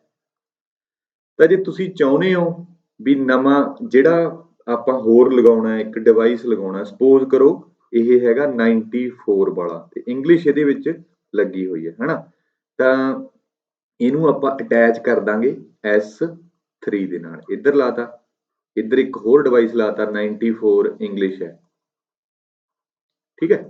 ਇੱਕ ਆਪਣੇ ਕੋਲੇ ਸਪੋਜ਼ ਕਰੋ 98 ਵਾਲਾ, ਉਹਦੇ ਵਿੱਚ ਵੀ ਇੰਗਲਿਸ਼ ਹੈ, ਤਾਂ ਉਹ ਫਿਰ ਇਹ ਸਵਿਚ ਦੇ ਨਾਲ ਨਹੀਂ ਲੱਗ ਸਕਦਾ, ਤਾਂ ਇਹਨੂੰ ਫਿਰ ਕੀ ਕਰਨਾ ਪਊਗਾ, ਆਪਾਂ ਨੂੰ ਇੱਕ ਸਵਿਚ ਵੱਖਰਾ ਲਾਉਣਾ ਪਊਗਾ। S4 ਦੇ ਨਾਲ ਆਪਾਂ ਇਹ ਅਟੈਚ ਕਰ ਦਾਂਗੇ, ਕਿਉਂਕਿ ਵੱਖਰਾ ਨੈਟਵਰਕ ਹੋ ਗਿਆ। ਤਾਂ ਫਿਰ ਸੇਮ ਜਿਹੜੇ ਹੈਗੇ ਸਵਿਚ ਨਾਲ ਨਹੀਂ ਲੱਗ ਸਕਦੇ, ਤਾਂ ਦੋ ਸਵਿਚਸ ਨੂੰ ਆਪਸ ਦੇ ਵਿੱਚ ਕਨੈਕਟ ਕਰਨ ਦੇ ਲਈ ਅਸੀਂ ਕਿਹੜਾ ਡਿਵਾਈਸ ਵਰਤਾਂਗੇ, ਰਾਊਟਰ, ਜਿਵੇਂ ਆਪਾਂ ਪਹਿਲਾਂ ਹੀ ਵਰਤ ਚੁੱਕੇ ਹਾਂ। ਤਾਂ ਹੁਣ ਇਧਰਲੀ ਸਾਈਡ ਇਹ ਰਾਊਟਰ ਤੇ ਕਿਹੜੀ ਪ੍ਰੋਟੋਕਾਲ ਚੱਲਦੀ ਹੈ, ਇੱਧਰ ਪੰਜਾਬੀ ਚੱਲਦਾ, ਇਹ ਵਾਲੇ ਰਾਊਟਰ ਤੇ ਕਿਹੜਾ ਚੱਲਦਾ, ਇੰਗਲਿਸ਼ ਚੱਲਦਾ। ਤਾਂ ਹੁਣ ਮੈਨੂੰ ਲੱਗਦਾ ਕਾਫੀ ਕਲੀਅਰ ਹੋ ਗਈ ਹੋਣੀ ਹੈ ਡਾਇਗਰਾਮ। ਤੇ ਦੋ ਪ੍ਰੋਟੋਕਾਲ ਵੱਖੋ ਵੱਖਰੇ ਪ੍ਰੋਟੋਕਾਲ ਹੋਣ, ਉਹਨਾਂ ਨੂੰ ਆਪਸ ਦੇ ਵਿੱਚ ਕਨੈਕਟ ਕਰਨ ਦੇ ਲਈ ਜਿਹੜਾ ਡਿਵਾਈਸ ਵਰਤਿਆ ਜਾਂਦਾ ਉਹਦਾ ਨਾਮ ਹੁੰਦਾ ਗੇਟਵੇ। ਮੈਨੂੰ ਲੱਗਦਾ ਕਿ ਤੁਹਾਨੂੰ ਚੰਗੀ ਤਰ੍ਹਾਂ ਇਹ ਗੱਲ ਕਲੀਅਰ ਹੋ ਗਈ ਹੋਣੀ, ਮੈਨੂੰ ਕਮੈਂਟ ਕਰਕੇ ਵੀ ਦੱਸਿਓ। ਬਹੁਤ ਟਿਕਾ ਨਾ ਮੈਂ ਕਰਾਉਣ ਦੀ ਕੋਸ਼ਿਸ਼ ਕਰ ਰਿਹਾ ਆਪਦੇ ਵੱਲੋਂ, ਤੇ ਫਿਰ ਵੀ ਨਹੀਂ ਸਮਝ ਆਊਗਾ ਤਾਂ ਤੁਸੀਂ ਮੈਨੂੰ ਪੁੱਛ ਸਕਦੇ ਹੋ, ਠੀਕ ਹੈ। ਤਾਂ ਆਪਾਂ ਦੁਬਾਰੇ ਸਮ ਅਪ ਕਰ ਦਿੰਦੇ ਹਾਂ ਇਹਨਾਂ ਚੀਜ਼ਾਂ ਨੂੰ। ਜੇ ਇੱਕ ਸਵਿਚ ਕਾਹਦੇ ਲਈ ਯੂਜ਼ ਹੁੰਦਾ, ਇੱਕ ਸਵਿਚ ਬਹੁਤ ਸਾਰੇ ਕੰਪਿਊਟਰਾਂ ਨੂੰ ਆਪਸ ਦੇ ਵਿੱਚ ਜੋੜਨ ਲਈ ਵਰਤਿਆ ਜਾਂਦਾ ਹੈ, ਤੇ ਸਵਿਚ ਦੇ ਵਿੱਚ ਪ੍ਰੋਪਰਟੀਜ਼ ਹੁੰਦੀਆਂ ਨੇ ਵੀ ਇੱਕ ਤਾਂ ਉਹ ਯੂਨੀਕਾਸਟ ਕਰਦਾ, ਐਕਟਿਵ ਡਿਵਾਈਸ ਹੈ ਹਨਾ। ਦੂਜੀ ਵੱਡੀ ਗੱਲ ਵੀ ਨੈਟਵਰਕ ਸੇਮ ਹੋਣਾ ਚਾਹੀਦਾ, ਜਿਵੇਂ 94 ਨੈਟਵਰਕ ਵੀ ਸੇਮ ਹੋਣਾ ਚਾਹੀਦਾ, ਪ੍ਰੋਟੋਕਾਲ ਵੀ ਸੇਮ ਹੋਣਾ ਚਾਹੀਦਾ। ਤੇ ਜੇ ਨੈਟਵਰਕ ਵੱਖਰਾ ਆ ਗਿਆ ਤਾਂ ਦੋ ਸਵਿਚ ਲਗਾ ਕੇ ਉਹਨਾਂ ਨੂੰ ਕਾਹਦੇ ਨਾਲ ਕਨੈਕਟ ਕਰ ਦਾਂਗੇ, ਰਾਊਟਰ ਦੇ ਨਾਲ। ਤਾਂ ਰਾਊਟਰ ਦੇ ਵਿੱਚ ਕੀ ਹੁੰਦਾ, ਡਿਫਰੈਂਟ ਨੈਟਵਰਕ ਸੇਮ ਪ੍ਰੋਟੋਕਾਲ, ਇਹ ਗੱਲ ਆ ਗਈ ਹੈ ਨਾ। ਚਲੋ ਮੈਂ ਥੋੜਾ ਜਿਹਾ ਵਧੀਆ ਹੀ ਬਣਾ ਦੇਣਾ ਨੋਟਸ, ਕਿਉਂਕਿ ਯਾਦ ਫੇਰ ਹੀ ਯਾਦ ਰਹਿੰਦੇ ਨੇ ਆਪਾਂ ਨੂੰ ਹਨਾ। ਸਵਿਚ ਦੇ ਵਿੱਚ ਕੀ ਹੁੰਦਾ, ਸੇਮ ਨੈਟਵਰਕ ਤੇ ਸੇਮ ਹੀ ਪ੍ਰੋਟੋਕਾਲ, ਠੀਕ ਹੈ। Same network same protocol, router ਦੇ ਵਿੱਚ different network same protocol, gateway ਦੇ ਵਿੱਚ ਡਿਫਰੈਂਟ ਨੈਟਵਰਕ, ਡਿਫਰੈਂਟ ਵੀ ਹੋ ਸਕਦਾ ਹੈ, ਡਿਫਰੈਂਟ ਨੈਟਵਰਕ ਤੇ different protocol, different protocol. Clear ਹੈ ਗੱਲ। ਸੋ ਇਹ ਸੀਗਾ ਮੇਨ ਜਿਹੜਾ ਇਹਨਾਂ ਦਾ ਕਰਕਸ ਆਪਾਂ ਸਾਰਿਆਂ ਡਿਵਾਈਸਿਸ ਦਾ। ਤਾਂ ਇਹਨਾਂ ਵਿੱਚ ਆਪਾਂ ਦੇਖ ਸਕਦੇ ਹਾਂ ਵੀ ਕਿਸ ਤਰ੍ਹਾਂ ਰਾਊਟਰ ਲੱਗੇ ਹੁੰਦੇ ਨੇ। ਇੱਕ ਰਾਊਟਰ ਦੇ ਵਿੱਚ use to connect different network with same protocol, ਇਹ ਰਾਊਟਰ ਹੈ, ਠੀਕ ਹੈ। ਆ ਦੇਖੋ ਇੱਕ ਰਾਊਟਰ ਹੈ ਜਿਹੜਾ ਉਹ ਸਵਿਚਸ ਦੇ ਨਾਲ ਇਸ ਤਰ੍ਹਾਂ ਨੈਟਵਰਕਸ ਦੇ ਵਿੱਚ ਕਨੈਕਟ ਹੁੰਦਾ, ਤੇ ਇਹ ਗੇਟਵੇ ਹੈ। ਆ ਦੇਖੋ ਅਸਲ ਦੇ ਵਿੱਚ ਆਈਪੀ ਐਡਰੈਸ ਦੇ ਨਾਲ ਹੀ ਨੈਟਵਰਕ ਚੇਂਜ ਹੁੰਦਾ। ਆ ਦੇਖੋ ਇੱਧਰ ਵੱਖਰਾ ਆਈਪੀ ਹੈ, ਉਧਰ ਵੱਖਰਾ। ਆਪਾਂ ਕੀ ਕੀਤਾ, ਆਪਾਂ BSNL ਤੇ ਏਅਰਟੈਲ ਲੈ ਲਏ, ਗੱਲ ਉਹੀ ਹੈ, ਠੀਕ ਹੈ। ਤਾਂ ਇਹ ਸਮ ਅਪ ਹੈ, ਤੁਸੀਂ ਲਿਖ ਸਕਦੇ ਹੋ। ਹੱਬ ਕੀ ਹੈ, use to connect different computer to each others. Bridge ਕੀ ਹੈ, connect of similar protocol to connect network of similar protocol. ਤੇ ਬ੍ਰਿਜ ਵੀ ਦੇ ਲਈ ਵੀ ਇਹੀ ਲਾਈਨ ਹੈ, ਸਵਿਚ ਦੇ ਲਈ ਵੀ, ways to connect different computers to each other. More number of ports, ਇਹਦੇ ਪੋਰਟਸ ਜ਼ਿਆਦਾ ਨੇ ਬ੍ਰਿਜ ਦੇ ਨਾਲੋਂ, ਸਵਿਚ ਦੇ ਵਿੱਚ ਇਹੀ ਫਰਕ ਹੈ। Having same network and same protocol. Router ਕੀ ਹੁੰਦਾ, use to connect different network with same protocol. Protocol same ਹੈ, ਡਿਫਰੈਂਟ ਨੈਟਵਰਕ ਹੈ। ਗੇਟਵੇ ਦੇ ਵਿੱਚ डिफरेंट नैटवर्क ते डिफरेंट प्रोटोकॉल। दूजी गल होर याद रखनी है, ਰਾਊਟਰ ਹੈ ਜਿਹੜਾ ਮੇਨਲੀ ਰੂਟ ਦਿੰਦਾ ਹੈ, ਰਸਤਾ ਦਿੰਦਾ। ਹੁਣ ਮੰਨ ਲਓ ਜਿਹੜੇ ਐਮਾਜ਼ੋਨ ਡਿਲੀਵਰੀ ਵਾਲੇ ਉਹਨਾਂ ਨੂੰ ਕੋਈ ਨਾ ਕੋਈ ਰਸਤਾ ਕੌਣ ਦਿੰਦਾ, ਗੂਗਲ ਮੈਪ ਦਿੰਦਾ। ਉਵੇਂ ਹੀ ਨੈਟਵਰਕ ਦੇ ਵਿੱਚ ਮੈਸੇਜ ਇੱਕ ਦੂਜੇ ਨੂੰ ਭੇਜਣਾ ਤਾਂ ਉੱਥੇ ਰੂਟ ਕੌਣ ਡਿਫਾਈਨ ਕਰਦਾ, ਉਹ ਰਾਊਟਰ ਤੇ ਟੇਬਲ ਪਾਏ ਹੁੰਦੇ ਨੇ, ਰਾਊਟਰ ਤੇ ਰੂਲ ਪਾਏ ਹੁੰਦੇ ਨੇ, ਉੱਥੋਂ ਆਪਾਂ ਨੂੰ ਪਤਾ ਲੱਗਦਾ। ਤਾਂ ਆਪਾਂ ਸਵਾਲ ਦੇਖਦੇ ਹਾਂ ਹੁਣ, ਕਹਿੰਦਾ to connect networks of similar protocol, ਹੇਠ ਲਿਖਿਆਂ ਦੇ ਵਿੱਚੋਂ ਕਿਹੜਾ ਯੂਜ਼ ਕੀਤਾ ਜਾਂਦਾ। ਠੀਕ ਆ, ਤਾਂ ਆਨਸਰ ਹੈਗਾ ਬੀ। ਇਹਦੇ ਵਿੱਚ ਰਾਊਟਰ ਵੀ ਨਹੀਂ ਯੂਜ਼ ਹੁੰਦਾ, ਗੇਟਵੇ ਵੀ ਨਹੀਂ ਯੂਜ਼ ਹੁੰਦਾ, ਕਿਉਂਕਿ ਰਾਊਟਰ ਤੇ ਗੇਟਵੇ ਦੇ ਵਿੱਚ ਤਾਂ ਕੀ ਹੁੰਦਾ, ਡਿਫਰੈਂਟ ਨੈਟਵਰਕ ਹੁੰਦਾ ਹੈ। ਸੌਰੀ, ਰਾਊਟਰ ਦੇ ਵਿੱਚ ਆਪਾਂ ਭੁੱਲ ਗਏ ਪਿੱਛੇ ਜੇ ਸੀਗੇ, ਰਾਊਟਰ ਦੇ ਵਿੱਚ ਆਪਾਂ ਕੀ ਪੜ੍ਹ ਕੇ ਆਏ ਹਾਂ, ਰਾਊਟਰ ਦੇ ਵਿੱਚ ਡਿਫਰੈਂਟ ਨੈਟਵਰਕ ਤੇ ਸੇਮ ਪ੍ਰੋਟੋਕੋਲ ਸੀ, ਹਨਾ, ਤੇ ਗੇਟਵੇ ਦੇ ਵਿੱਚ ਡਿਫਰੈਂਟ ਨੈਟਵਰਕ ਤੇ ਡਿਫਰੈਂਟ ਪ੍ਰੋਟੋਕੋਲ ਸੀ। ਤਾਂ ਤੁਹਾਨੂੰ ਲੱਗਦਾ ਹੋਣਾ ਵੀ ਇੱਥੇ ਦਾ ਆਨਸਰ ਰਾਊਟਰ ਕਿਉਂ ਨਹੀਂ ਹੈ, to connect networks of similar protocol. Similar protocol ਦੀ ਜੇ ਆਪਾਂ ਗੱਲ ਕਰੀਏ ਤਾਂ ਆਪਾਂ ਬ੍ਰਿਜ ਹੀ ਵਰਤਾਂਗੇ। ਬੇਸ਼ੱਕ ਰਾਊਟਰ ਦੇ ਵਿੱਚ ਆਪਣੇ ਕੋਲੇ ਸਿਮਿਲਰ ਪ੍ਰੋਟੋਕੋਲ ਹੁੰਦੀਆਂ ਨੇ, ਬਟ ਨੈਟਵਰਕ ਵੱਖਰਾ ਹੁੰਦਾ, ਤਾਂ ਆਪਾਂ ਲੋਐਸਟ ਲੈਵਲ ਤੋਂ ਚੱਲਣਾ ਹੁੰਦਾ।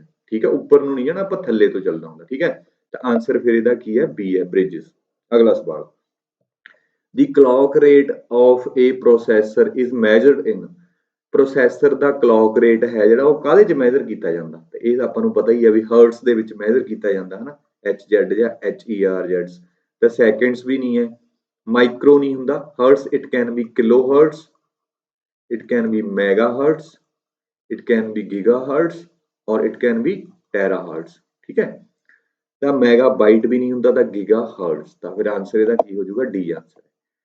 ਤਾਂ ਸਪੀਡ ਆਫ CPU ਹਰਟਸ ਦੇ ਵਿੱਚ, ਸਪੀਡ ਆਫ ਸੁਪਰ ਕੰਪਿਊਟਰ ਫਲੋਪਸ ਦੇ ਵਿੱਚ, ਫਲੋਟਿੰਗ ਪੁਆਇੰਟ ਆਪਰੇਸ਼ਨ ਪਰ ਸੈਕਿੰਡ, ਇਹਦੀ ਐਬਰੀਵੇਸ਼ਨ ਕਈ ਵਾਰੀ ਪੁੱਛੀ ਗਈ ਹੈ, ਫਲੋਟਿੰਗ ਪੁਆਇੰਟ ਆਪਰੇਸ਼ਨ ਪਰ ਸੈਕਿੰਡ। ਇਹਦੇ ਨਾਲ ਲੱਗਦੀ ਮਿਪਸ ਬਹੁਤ ਵਾਰੀ ਦੱਸੀ ਹੈ, ਮਿਲੀਅਨਸ ਆਫ ਇੰਸਟਰਕਸ਼ਨ ਪਰ ਸੈਕਿੰਡ। ਇੰਟਰਨੈਟ ਦੀ ਸਪੀਡ ਕਾਹਦੇ 'ਚ ਮੈਜ਼ਰ ਕਰਦੇ ਆ, ਬਿਟਸ ਪਰ ਸੈਕਿੰਡ, BPS। ਸਪੀਡ ਪ੍ਰਿੰਟਰ ਦੀ ਕਾਹਦੇ 'ਚ ਮੈਜ਼ਰ ਕਰਦੇ ਆ, ਬਹੁਤ ਵਾਰੀ ਦੱਸਿਆ, character per minute, line per minute ਤੇ ਪੇਜਸ ਪਰ ਮਿੰਟ, ਕਿਉਂਕਿ 3 ਤਰ੍ਹਾਂ ਦੇ ਪ੍ਰਿੰਟਰ ਹੁੰਦੇ ਨੇ, ਕਰੈਕਟਰ ਪ੍ਰਿੰਟਰ, ਲਾਈਨ ਪ੍ਰਿੰਟਰ ਤੇ ਪੇਜ ਪ੍ਰਿੰਟਰ।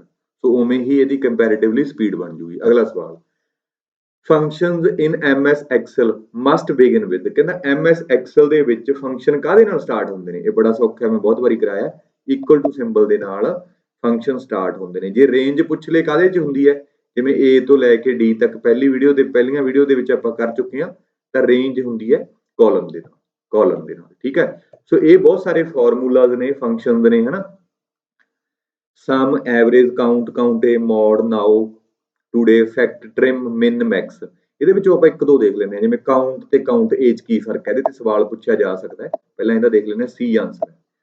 ਤਾਂ ਕਾਊਂਟ ਤੇ ਕਾਊਂਟ ਏ, ਤੇ ਜਦੋਂ ਆਹ ਦੇਖੋ, ਜਿਵੇਂ ਆਪਣੇ ਕੋਲੇ ਨੇਮ, ਰੋਲ ਨੰਬਰ, ਮਾਰਕਸ ਨੇ, ਇਹ ਨੇ 6 ਰੋਲ ਨੰਬਰ ਨੇ ਆਪਣੇ ਕੋਲੇ, ਤੇ ਇਹ ਉਹਨਾਂ ਦੇ ਮਾਰਕਸ ਨੇ। 4 ਰੋਲ ਨੰਬਰ ਦੇ ਮਾਰਕਸ ਨੇ ਜਿਹੜੇ ਉਹ ਨਹੀਂ ਦਿੱਤੇ ਹੋਏ, ਹਨਾ, ਐਮਪਟੀ ਹੈ, ਇੱਕ ਐਬਸੈਂਟ ਸੀ ਬੱਚਾ। ਤੇ ਜਦੋਂ ਆਪਾਂ ਕਾਊਂਟ ਲਗਾ ਦਿਆਂਗੇ, ਇਹਨੇ 4 ਵੈਲਿਊ ਦੇਣੀ ਹੈ, ਜਾਨੀ ਕਿ 1 2 3 4। ਤਾਂ ਕਾਊਂਟ ਫੰਕਸ਼ਨ ਕੀ ਕਰਦਾ, ਕਾਊਂਟਸ ਓਨਲੀ ਨਿਊਮੈਰਿਕ ਵੈਲਿਊ। ਤੇ ਜੇ ਆਪਾਂ ਕਾਊਂਟ A ਲਾ ਦਾਂਗੇ, ਉਹਨੇ ਕੀ ਕਰਨਾ ਹੈ, 1 2 3 4 5, ਉਹਨੇ 5 ਵੈਲਿਊਜ਼ ਦਿੱਤੀਆਂ ਨੇ। ਤਾਂ ਜਾਨੀ ਕਿ ਉਹਨੇ ਸਾਰਾ ਕੁਝ ਹੀ ਕਾਊਂਟ ਕੀਤਾ, ਚਾਹੇ ਨਿਊਮੈਰਿਕ ਆ ਜੇ, ਚਾਹੇ ਟੈਕਸਟ ਆ ਜੇ, ਬਸ ਉਹਨੇ ਕੱਲਾ ਕੀ ਨਹੀਂ ਕੀਤਾ, ਐਮਪਟੀ ਵੈਲਿਊ ਨੂੰ ਕਾਊਂਟ ਨਹੀਂ ਕੀਤਾ। ਤਾਂ ਆਪਾਂ ਕਹਿ ਸਕਦੇ ਹਾਂ, count a function count cell containing any type of information including error values. Count a function does not count empty cells. empty cell ਨੂੰ ਕਾਊਂਟ ਨਹੀਂ ਕਰਦਾ, ਕਾਊਂਟ ਹੈ ਜਿਹੜਾ ਓਨਲੀ ਨਿਊਮੈਰਿਕ ਵੈਲਿਊਜ਼ ਨੂੰ ਕਾਊਂਟ ਕਰਦਾ।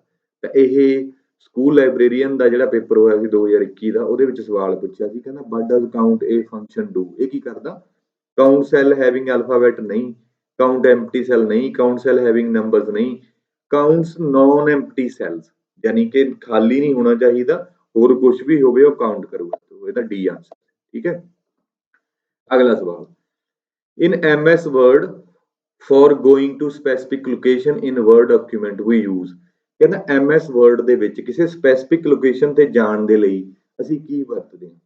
ਤਾਂ ਇਹ ਤੁਹਾਨੂੰ ਸਾਰਿਆਂ ਨੂੰ ਪਤਾ ਹੀ ਹੈ ਵੀ ਬੁੱਕ ਮਾਰਕ ਹੁੰਦਾ, ਜਿਹੜਾ ਇਨਸਰਟ ਟੈਬ ਦੇ ਵਿੱਚ ਬੁੱਕ ਮਾਰਕ ਹੁੰਦਾ, ਬੁੱਕ ਮਾਰਕ ਤੇ ਇੱਥੇ ਜਾ ਕੇ ਅਸੀਂ ਬੁੱਕ ਮਾਰਕ ਦੱਬਾਂਗੇ, ਅਗਲੀ ਵਾਰੀ ਦੁਬਾਰਾ ਫਿਰ ਬੁੱਕ ਮਾਰਕ ਤੇ ਜਾਵਾਂਗੇ, ਉਹ ਪੁੱਛੂਗਾ ਗੋ ਟੂ, ਉੱਥੇ ਪਹਿਲਾਂ ਹੀ ਪਿਆ ਹੋਣਾ, ਜਿਹੜੀ ਲੋਕੇਸ਼ਨ ਹੋਊਗੀ ਉੱਥੇ ਜਾ ਕੇ ਅਸੀਂ ਸਵਿਚ ਕਰ ਸਕਦੇ ਹੋ। ਤਾਂ ਬੁੱਕ ਮਾਰਕ ਯਾਦ ਰੱਖਣਾ। ਅਗਲਾ ਸਵਾਲ ਕਹਿੰਦਾ ਇਨ MS Word which of the following is not an essential component to perform a mail merge operation।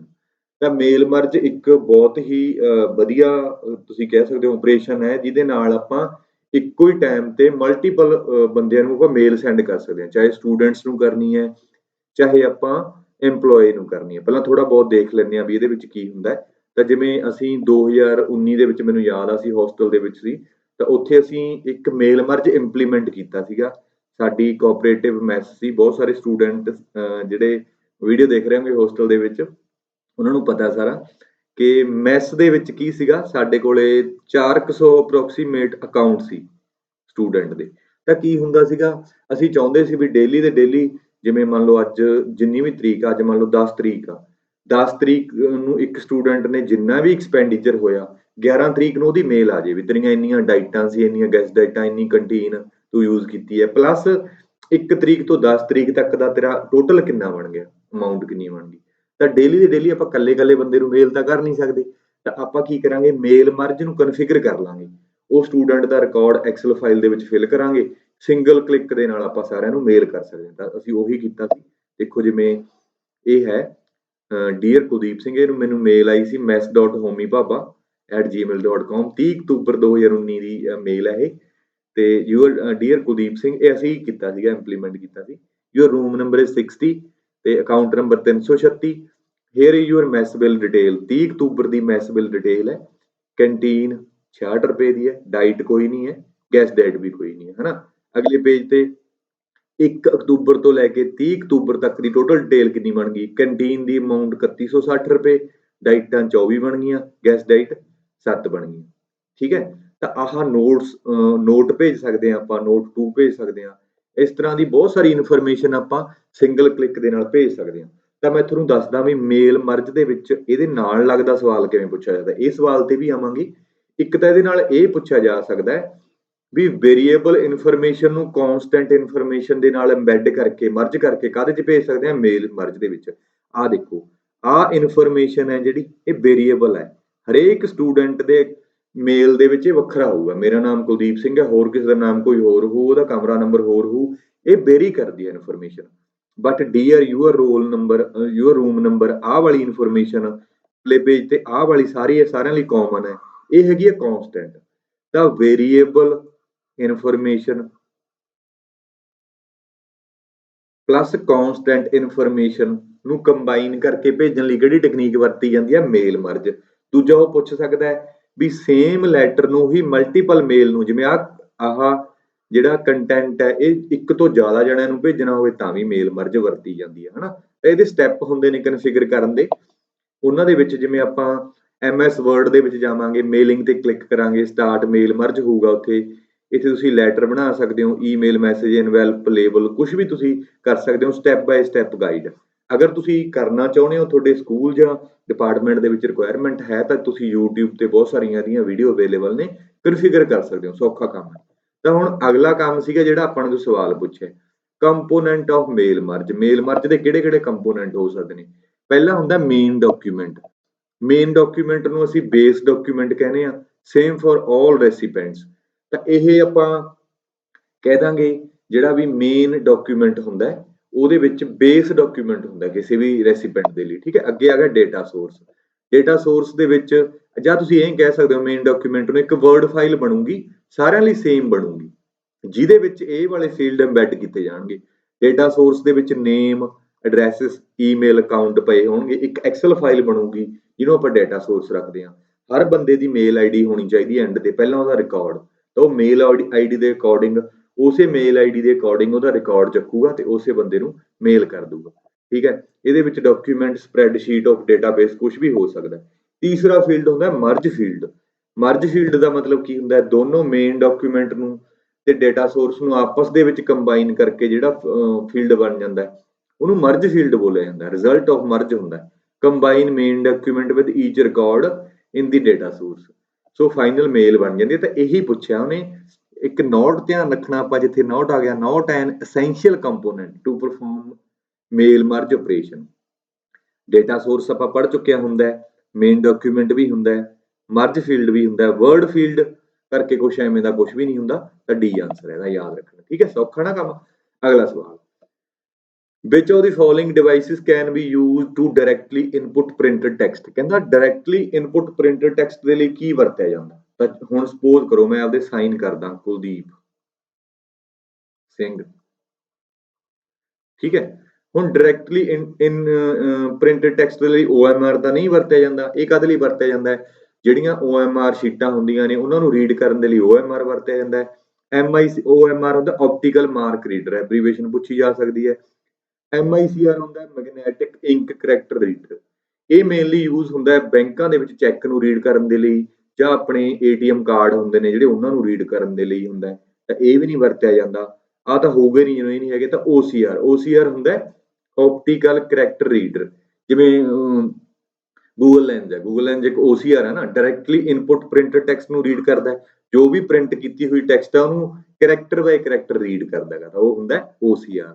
ਫਿਰ ਇਹਦਾ ਆਨਸਰ A ਹੈ। ਅਗਲਾ ਸਵਾਲ ਕਹਿੰਦਾ all of the following are example of real security and primary risk except, ਕਹਿੰਦਾ ਹੇਠ ਲਿਖੇ ਸਾਰੇ examples of real security ਨੇ and primary risk, real security and privacy, sorry primary ਨਹੀਂ privacy, real security and privacy risk, ਕੱਲਾ ਕੱਲਾ ਨਹੀਂ ਪੜਨਾ। all of the following are example of real security and privacy risk except, ਕਹਿੰਦਾ ਹੇਠ ਲਿਖੇ ਕਿਹੜੇ ਰਿਸਕ ਨੇ ਇੱਕ ਨੂੰ ਛੱਡ ਕੇ। ਜਿਵੇਂ ਵਾਇਰਸ, ਇਹ ਵੀ ਆਪਾਂ ਨੂੰ ਪਤਾ ਸਿਕਿਉਰਿਟੀ ਦਾ ਰਿਸਕ ਹੀ ਹੈ, ਸਿਕਿਉਰਿਟੀ ਤੇ ਪ੍ਰਾਈਵੇਸੀ ਲੀਕ ਹੁੰਦੀ ਹੈ ਇਹਦੇ ਨਾਲ। ਆਇਡੈਂਟੀਟੀ ਥੈਫਟ, ਕਿਸੇ ਦੀ ਆਇਡੈਂਟੀਟੀ ਚੋਰੀ ਕਰ ਲੈਣੀ। ਮੰਨ ਲਓ ਮੈਂ ਤੁਹਾਡੀ ਆਇਡੈਂਟੀਟੀ ਲੈ ਲਾਂ, ਯੂਜ਼ਰ ਨੇਮ ਤੇ ਪਾਸਵਰਡ ਹੀ ਹੋਊਗਾ ਨਾ ਆਇਡੈਂਟੀਟੀ, ਤਾਂ ਉਹ ਵੀ ਤੁਹਾਡਾ ਰਿਸਕ ਹੈ ਇੱਕ। ਹੈਕਰ ਹੁੰਦੇ ਨੇ ਜਿਹੜੇ, ਉਹ ਵੀ ਸਾਨੂੰ ਰਿਸਕ ਪਹੁੰਚਾਉਂਦੇ ਨੇ। ਸਪੈਮ ਆਨਸਰ ਹੈ। ਤੁਹਾਨੂੰ ਲੱਗੂਗਾ ਵੀ ਸਪੈਮ ਵੀ ਤਾਂ ਹੁੰਦਾ ਹੈ, ਤਾਂ ਮੈਂ ਤੁਹਾਨੂੰ ਸਮਝਾ ਦਿੰਦਾ। ਸਪੈਮ ਈਮੇਲ ਹੁੰਦੀ ਹੈ ਇੱਕ, ਸਪੈਮ ਈਮੇਲ। ਜੇਕਰ ਕੋਈ ਵੀ ਮੇਲ 3 ਕੰਡੀਸ਼ਨਾਂ ਫੋਲੋ ਕਰਦੀ ਹੈ, ਜੇ ਸਪੈਮ ਈਮੇਲ ਬੋਲ ਦਿੰਦੇ ਆ, ਜਾਂ ਇਹਨੂੰ ਜੰਕ ਈਮੇਲ ਵੀ ਬੋਲ ਦਿੰਦੇ ਆ, ਜੰਕ ਮੇਲ ਜਾਂ ਅਨਸੋਲੀਸਾਈਟਡ ਮੇਲ। ਠੀਕ ਹੈ, ਇਹਦੇ ਤੇ ਵੀ ਸਵਾਲ ਬਣਦਾ ਹੁੰਦਾ, ਤਾਂ ਹੀ ਮੈਂ ਐਕਸਪਲੇਨ ਕਰ ਦਿੰਦਾ। ਸਪੈਮ ਮੇਲ, ਜੰਕ ਮੇਲ ਜਾਂ ਅਨਸੋਲੀਸਿਟਡ ਮੇਲ। ਸੋ ਉਹ ਵਾਲੀਆਂ ਮੇਲਾਂ ਜਿਹੜੀਆਂ ਸਾਨੂੰ ਅਕਸਰ ਹੀ ਆ ਜਾਂਦੀਆਂ ਨੇ, ਜਿਹਦੇ ਵਿੱਚ ਲਿਖਿਆ ਨਹੀਂ ਹੁੰਦਾ ਵੀ ਤੁਸੀਂ 5 ਲੱਖ ਜਿੱਤ ਚੁੱਕੇ ਹੋ, ਤੁਸੀਂ ਇਹਦੇ ਤੇ ਕਲਿੱਕ ਕਰਕੇ ਆਹ ਕੰਮ ਕਰੋ, ਜਾਂ ਵੀ मतलब मैं हूँ पूजा, मैं आपसे बात करना चाहती हूँ, ये मेरा नंबर है, मैं आपके बिना तड़फ रही हूँ, ਐਵੇਂ ਜਿਹਾ ਕੁਛ ਆਉਂਦਾ ਨਾ ਮੈਸੇਜ ਆਉਂਦੇ ਤੁਹਾਨੂੰ ਸਾਰਿਆਂ ਨੂੰ। ਉਹ ਮੇਲ ਕੀ ਹੁੰਦੀਆਂ ਨੇ? ਉਹ ਮਲੀਸ਼ੀਅਸ ਮੇਲ ਹੁੰਦੀਆਂ ਨੇ। ਉਹ ਚਾਹੁੰਦੇ ਨੇ ਵੀ ਉਹਨਾਂ ਤੇ ਕਲਿੱਕ ਕਰੋ ਤੁਸੀਂ ਤੇ ਤੁਸੀਂ ਫਸ ਜਾਓ ਜਾ, ਤੇ ਬਹੁਤ ਬੰਦੇ ਫਸੇ ਵੀ ਹੈ। ਬਥੇਰੇ ਇਨਸੀਡੈਂਟ ਹੁੰਦੇ ਨੇ ਕਿ ਉਹਨਾਂ ਦੇ ਪੈਸੇ ਲੁੱਟ ਲਏ ਜਾਂਦੇ ਨੇ ਨਾਮ ਤੇ, ਬੜੀਆਂ ਵੀਡੀਓ ਵੀ ਵਾਇਰਲ ਹੁੰਦੀਆਂ ਨੇ। ਚਲੋ ਇਹ ਕੋਈ ਜ਼ਿਆਦਾ ਉਹ ਗੱਲ ਨਹੀਂ ਹੈ, ਤੁਸੀਂ ਸਾਰੇ ਆਪਦੇ ਦੋਸਤਾਂ ਮਿੱਤਰਾਂ ਦੇ ਨਾਲ ਸ਼ੇਅਰ ਵੀ ਕਰੋ ਵੀ ਐਵੇਂ ਦੀਆਂ ਚੀਜ਼ਾਂ ਤੇ ਸਾਨੂੰ ਕੋਈ ਐਕਸ਼ਨ ਨਹੀਂ ਲੈਣਾ ਚਾਹੀਦਾ। ਪਰ ਫਿਰ ਵੀ ਕੀ ਹੁੰਦਾ, ਇਹ ਮੇਲ ਨੂੰ ਜ਼ਿਆਦਾਤਰ ਜਿਹੜੇ ਨੌਨ ਟੈਕਨੀਕਲ ਬੰਦੇ ਹੁੰਦੇ ਨੇ ਉਹਨਾਂ ਨੂੰ ਪਤਾ ਨਹੀਂ ਲੱਗਦਾ ਵੀ ਕਿਹੜੀ ਮੇਲ ਹੈ ਇਹ, ਹੈ ਨਾ। ਤਾਂ ਇਸ ਤੋਂ ਪਹਿਲਾਂ ਸਮਝ ਲੈਂਦੇ ਆ ਵੀ 3 ਕੰਡੀਸ਼ਨਾਂ ਹੁੰਦੀਆਂ ਨੇ ਇਹ ਮੇਲ ਦੇ ਵਿੱਚ। ਇੱਕ ਤਾਂ ਹੁੰਦੀ ਹੈ ਮਾਸ ਮੇਲਿੰਗ, ਠੀਕ ਹੈ। ਦੂਸਰਾ ਹੁੰਦਾ ਹੈ ਅਨਸੋਲੀਸਿਟਡ, ਠੀਕ ਹੈ। ਮਾਸ ਮੇਲਿੰਗ ਦਾ ਮਤਲਬ ਤਾਂ ਇਹ ਗਰੁੱਪ ਨੂੰ ਮੇਲ ਕੀਤੀ ਜਾਂਦੀ ਹੈ, ਠੀਕ ਹੈ। ਦੂਸਰੀ ਗੱਲ ਹੁੰਦੀ ਹੈ ਵੀ ਜਿਹੜਾ ਸੈਂਡਰ ਹੈ, ਜਾਂ ਸੌਰੀ ਜਿਹੜਾ ਰਿਸੀਵਰ ਹੈ ਜਿਹਨੂੰ ਇਹ ਮੇਲ ਪਹੁੰਚੀ ਹੈ, ਉਹ ਨਹੀਂ ਚਾਹੁੰਦਾ ਹੁੰਦਾ ਵੀ ਮੈਨੂੰ ਮੇਲ ਚਾਹੀਦੀ ਆ, ਠੀਕ ਹੈ। ਤੇ ਤੀਸਰਾ ਹੁੰਦਾ ਹੈ ਉਹਦੀ ਹਿਡਨ ਆਇਡੈਂਟੀਟੀ, ਜਿਹੜਾ ਸੈਂਡਰ ਹੈ ਉਹਦੀ ਆਇਡੈਂਟੀਟੀ ਕੰਸੀਲਡ ਹੁੰਦੀ ਹੈ, ਹਿਡਨ ਆਇਡੈਂਟੀਟੀ। ਉਹ ਮਾਸ ਨੂੰ ਭੇਜੀ ਜਾਵੇ, ਕਿਉਂਕਿ ਇੱਕ ਅੱਧਾ ਬੰਦਾ ਤਾਂ ਫਸਦਾ ਨਹੀਂ ਨਾ, 2-3 ਲੱਖ ਬੰਦਿਆਂ ਨੂੰ ਮੇਲ ਭੇਜੀ ਜਾਵੇ। ਅਨਸੋਲੀਸਿਟਡ ਹੁੰਦਾ ਹੈ ਵੀ ਉਸਨੇ ਯੂਜ਼ਰ ਨੇ ਰਿਕੁਐਸਟ ਨਹੀਂ ਕੀਤੀ ਮੇਲ। ਹਿਡਨ ਆਇਡੈਂਟੀਟੀ ਹੈ ਵੀ ਸੈਂਡਰ ਦਾ ਐਡਰੈਸ ਨਾ ਸ਼ੋ ਹੋਵੇ। ਜੇ 3 ਕੰਡੀਸ਼ਨਾਂ ਪੂਰੀਆਂ ਹੋ ਗਈਆਂ ਤਾਂ ਕੀ ਕਰਦਾ ਗੂਗਲ, ਇੱਕ ਫੀਚਰ, ਜੀਮੇਲ ਇੱਕ ਫੀਚਰ ਪ੍ਰੋਵਾਈਡ ਕਰਦਾ ਸਪੈਮ ਈਮੇਲ ਤੋਂ ਬਚਣ ਦੇ ਲਈ। ਸਪੈਮ ਈਮੇਲ ਤਾਂ ਸਮਝਣ ਲੱਗ ਗਈ ਨਾ, ਜਿਹੜੀ ਈਮੇਲ ਫਰਾਡ ਹੁੰਦੀ ਹੈ ਜਾਂ ਮਲੀਸ਼ੀਅਸ ਹੁੰਦੀ ਹੈ, ਸਾਡਾ ਨੁਕਸਾਨ ਪਹੁੰਚਾਉਣ ਲਈ ਹੁੰਦੀ ਹੈ। ਤਾਂ ਗੂਗਲ ਨੇ, ਜੀਮੇਲ ਨੇ ਕੀ ਕੀਤਾ, ਕਹਿੰਦਾ ਜੇ ਇਹ 3 ਕੰਡੀਸ਼ਨਾਂ ਪੂਰੀਆਂ ਹੋ ਗਈਆਂ, ਮਾਸ ਮੇਲਿੰਗ ਹੈ, ਅਨਸੋਲੀਸਿਟਡ ਹੈ, ਹਿਡਨ ਮੇਲ ਹੈ, ਤਾਂ ਉਹਨੂੰ ਚੱਕ ਕੇ ਕਿਹੜੇ ਫੋਲਡਰ 'ਚ ਪਾ ਦਿੰਦਾ, ਤਾਂ ਉਹਨੂੰ ਸਪੈਮ ਦੇ ਵਿੱਚ ਪਾ ਦਿੰਦਾ। ਤਾਂ ਸਪੈਮ ਇੱਕ ਫੋਲਡਰ ਹੁੰਦਾ ਜਿਹੜਾ ਸਿਕਿਉਰਿਟੀ ਪ੍ਰੋਵਾਈਡ ਕਰਦਾ ਜੀਮੇਲ ਦੇ ਵਿੱਚ, ਕਿ ਤੁਹਾਡੀ ਕੋਈ ਐਵੇਂ ਦੀਆਂ 3 ਕੰਡੀਸ਼ਨਾਂ ਹੋਣ ਤਾਂ ਜੀਮੇਲ ਉਹਨੂੰ ਚੱਕ ਕੇ ਉੱਥੇ ਪਾ ਦਿੰਦਾ। ਹੁਣ ਇਹਦਾ ਮਤਲਬ ਇਹ ਵੀ ਨਹੀਂ ਹੈਗਾ ਵੀ ਜਿਹੜੀਆਂ ਮੇਲਾਂ ਸਪੈਮ ਦੇ ਵਿੱਚ ਜਾਂਦੀਆਂ ਨੇ ਸਾਰੀਆਂ ਹੀ ਮਲੀਸ਼ੀਅਸ ਹੁੰਦੀਆਂ, ਨਹੀਂ। ਤਾਂ ਉਹਦੇ ਤੇ ਸਾਨੂੰ ਪਤਾ ਲੱਗ ਜਾਂਦਾ ਵੀ ਕਿਹੜੇ ਪੂਜਾ ਪਾਜ ਵਾਲੀਆਂ ਮੇਲਾਂ ਉਹ ਅਸੀਂ ਛੱਡ ਸਕਦੇ ਹਾਂ, ਜਾਂ ਜਿਹੜੀਆਂ ਤੁਸੀਂ ਲੋਟਰੀ ਜਿੱਤ ਗਏ ਉਹ ਉਵੇਂ ਦੀਆਂ ਚੀਜ਼ਾਂ ਹਨਾ। ਤਾਂ ਸਪੈਮ ਇੱਕ ਸਿਕਿਉਰਿਟੀ ਪ੍ਰੋਵਾਈਡ ਕਰਦਾ, ਤਾਂ ਕਰਕੇ ਜਿਹੜਾ ਇਹ ਸਵਾਲ ਸੀ ਆਪਣਾ, ਇਹਦੇ ਵਿੱਚੋਂ ਸਾਰੇ ਸਿਕਿਉਰਿਟੀ ਐਂਡ ਪ੍ਰਾਈਵੇਸੀ ਰਿਸਕ ਸੀਗੇ, ਬਟ ਸਪੈਮ ਸਾਨੂੰ ਇੱਕ ਕਹਿ ਲਓ ਵੀ ਕਹਿ ਲਓ ਵੀ ਇੱਕ ਤਰੀਕੇ ਦਾ ਇਹ ਰਿਸਕ ਨਹੀਂ ਹੈਗਾ, ਇਹ ਆਪਾਂ ਨੂੰ ਸਿਕਿਉਰਿਟੀ ਪ੍ਰੋਵਾਈਡ ਕਰਦਾ, ਰਿਸਕ ਨਹੀਂ ਹੈਗਾ ਇਹ ਤਾਂ ਸਾਨੂੰ ਆਨਸਰ ਇਹਦਾ ਬੀ ਸੀਗਾ, ਇਹ ਸਾਨੂੰ ਪ੍ਰੋਟੈਕਸ਼ਨ ਪ੍ਰੋਵਾਈਡ ਕਰਦਾ ਵੀ ਸਪੈਮ ਦੇ ਵਿੱਚ ਮੇਲਾਂ ਜਿਹੜੀਆਂ ਜਾਣਗੀਆਂ ਉਹ ਯੂਜ਼ਰ ਦੇ ਅੱਗੇ ਨਹੀਂ ਆਉਣਗੀਆਂ, ਉਹ ਬੰਦਾ ਬਚ ਜਾਊਗਾ। ਤੇ ਜਿਹੜੀਆਂ ਮੇਲਾਂ ਇੱਕ ਇਹਦੇ ਚੋਂ 2-4 ਸਵਾਲ ਈਮੇਲ ਚੋਂ ਮੈਂ ਹਰ ਵਾਰੀ ਦੱਸਦਾ ਹੁੰਦਾ, ਜਿਹੜੀਆਂ ਈਮੇਲਸ ਨੂੰ ਡਿਲੀਟ ਕਰਦੇ ਆ ਉਹ ਕਿੱਥੇ ਜਾਂਦੀਆਂ ਨੇ, ਟਰੈਸ਼ ਫੋਲਡਰ ਦੇ ਵਿੱਚ ਜਾਂਦੀਆਂ ਨੇ, ਇਹ ਯਾਦ ਰੱਖਣਾ। ਤੇ ਹਰੇਕ ਮੇਲ ਹੈ ਜਿਹੜੀਆਂ ਟਰੈਸ਼ ਦੇ ਵਿੱਚ 30 ਦਿਨਾਂ ਬਾਅਦ ਡਿਲੀਟ ਹੁੰਦੀਆਂ ਜਾਂਦੀਆਂ। ਤੇ ਮੈਕਸਿਮਮ ਸਾਈਜ਼ ਫਾਈਲ ਦਾ ਕਿੰਨਾ ਹੋ ਸਕਦਾ, 25 MB ਆਪਾਂ 25 MB ਦਾ ਡਾਟਾ ਹੈ ਜਿਹੜਾ ਇੱਕ ਈਮੇਲ ਦੇ ਵਿੱਚ ਆਪਾਂ ਟਰਾਂਸਮਿਟ ਕਰ ਸਕਦੇ ਹਾਂ। ਸੋ ਇਹ ਸੀਗੇ ਪੰਜਾਬ ਪਟਵਾਰੀ ਮੇਨ 2021 ਦੇ ਸਾਰੇ ਸਵਾਲ ਆਪਾਂ ਕਵਰ ਕਰ ਚੁੱਕੇ ਹਾਂ। ਇਹ ਤੀਜਾ ਪਾਰਟ ਸੀ। ਤੇ ਵੀਡੀਓ ਨੂੰ ਜ਼ਿਆਦਾ ਤੋਂ ਜ਼ਿਆਦਾ ਲਾਈਕ ਕਰਿਆ ਕਰੋ, ਕਮੈਂਟ ਵੀ ਕਰਿਆ ਕਰੋ। ਤੇ ਆਪਣਾ ਟਾਰਗੇਟ ਆ, ਤੁਹਾਨੂੰ ਸਾਰਿਆਂ ਨੂੰ ਪਤਾ ਹੀ ਹੈ ਕਿ 5000 ਸਬਸਕ੍ਰਾਈਬਰ ਆਪਾਂ ਪੰਜਾਬ ਪੁਲਿਸ ਸਬ ਇੰਸਪੈਕਟਰ ਦੇ ਪੇਪਰ ਤੱਕ ਆਪਾਂ ਅਚੀਵ ਕਰਨੇ ਨੇ। ਤੇ ਆਪਾਂ ਇਸ ਤੋਂ ਬਾਅਦ ਗੜ ਦਿਖਾ ਦਾਂਗੇ, ਸਬ ਇੰਸਪੈਕਟਰ ਦੀਆਂ ਸਾਰੇ ਟੌਪਿਕ ਆਪਾਂ ਕਵਰ ਕਰਨੇ ਨੇ। ਤੁਹਾਨੂੰ ਕੋਈ ਵੀ ਪੇਡ ਕੋਰਸ ਲੈਣ ਦੀ ਲੋੜ ਨਹੀਂ। ਹਾਂ, ਟੈਸਟ ਸੀਰੀਜ਼ ਸਾਡੇ ਕੋਲੇ ਹੈ ਪੁਰਾਣੇ ਪੇਪਰਾਂ ਦੀ ਸਬ ਇੰਸਪੈਕਟਰ ਵਾਸਤੇ, ਉਹ ਤੁਸੀਂ ਜ਼ਰੂਰ ਲਵੋ ਕਿਉਂਕਿ ਤੁਹਾਨੂੰ ਬਹੁਤ ਜ਼ਿਆਦਾ ਬੈਨੀਫਿਟ ਹੋਣਾ ਹੈ ਹਨਾ। ਮੈਂ ਸਟਰੋਂਗਲੀ ਰਿਕਮੈਂਡ ਕਰ ਰਿਹਾ, ਬਹੁਤ ਸਾਰੇ ਬੱਚਿਆਂ ਨੇ ਲਈ ਵੀ ਹੈ, ਉਹਨਾਂ ਦਾ ਅੱਛਾ ਰਿਸਪੌਂਸ ਹੈ ਹਨਾ। ਸੋ ਤੁਸੀਂ ਅਗਰ ਟੈਸਟ ਸੀਰੀਜ਼ ਲੈਣਾ ਚਾਹੁੰਦੇ ਹੋ ਤਾਂ ਸਾਨੂੰ ਇਸ ਨੰਬਰ ਤੇ WhatsApp ਕਰ ਸਕਦੇ ਹੋ 9465390346। ਤਾਂ ਤੁਹਾਨੂੰ ਪੂਰੀ ਡਿਟੇਲ ਪ੍ਰੋਵਾਈਡ ਕੀਤੀ ਜਾਊਗੀ, ਕਿਵੇਂ ਪੇਮੈਂਟ ਕਰਨੀ ਹੈ, ਕੀ ਅਸੀਂ ਟੈਸਟ ਸੀਰੀਜ਼ ਦੇ ਵਿੱਚ ਦੇਵਾਂਗੇ। ਤੁਸੀਂ ਸਾਰੀ ਇਨਕੁਆਇਰੀ ਕਰ ਸਕਦੇ ਹੋ, ਅਗਰ ਤੁਸੀਂ ਸੈਟਿਸਫਾਈ ਹੋ ਤਦ ਹੀ ਤੁਸੀਂ ਲੈ ਸਕਦੇ ਹੋ। ਠੀਕ ਹੈ, ਥੈਂਕ ਯੂ।